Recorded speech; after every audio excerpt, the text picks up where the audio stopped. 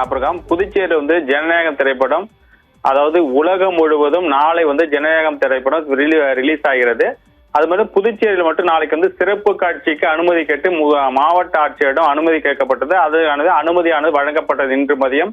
ஆனால் தமிழகம் மற்றும் புதுச்சேரியில நாளை ரிலீஸ் ஆகும் நிலையில புதுச்சேரியில் சிறப்பு காட்சியை ரத்து செய்யப்பட்டுள்ளனர். புதுச்சேரி 13 திரையரங்குகளில் ஜனநாயகம் திரைப்படம் வெளியிடப்படுகிறது. இதுல பல திரையரங்குகளில் காலை 7 மணி சிறப்பு காட்சிக்கு அனுமதி வழங்கப்பட்டது. ஆனால் ரசிகர்கள் சார்பில் அதிகப்படியான டிக்கெட்டுகள் வழங்க வேண்டும் என வலியுறுத்திய நிலையில் பொதுமக்களுக்கு டிக்கெட் வழங்க முடியாத சூழ்நிலை ஏற்படும் காரணமாக திரையரங்க உரிமையாளர்கள் சிறப்பு காட்சியை திரையிடாமல் ரத்து செய்யப்பட்டுள்ளதாக தகவல் தெரிவித்துள்ளனர். அதாவது திரையரங்க உரிமையாளர் சங்க தலைவர் ராஜா தியேட்டர் அதாவது உரிமையாளர் ராமு அறிவித்திருக்கார். ஆபிரகாம் அதாவது புதுச்சேரியில் ரசிகர் மத்தியில் அதிருப்தி ஏற்பட்டுள்ளது. நாளை காலை 7 மணிக்கு சிறப்பு காட்சியை அனைவரும் பார்க்கலாம் என்றும் அதற்கான சிறப்பு ஏற்பாடுகளையும் அவங்க செய்த நிலைகள்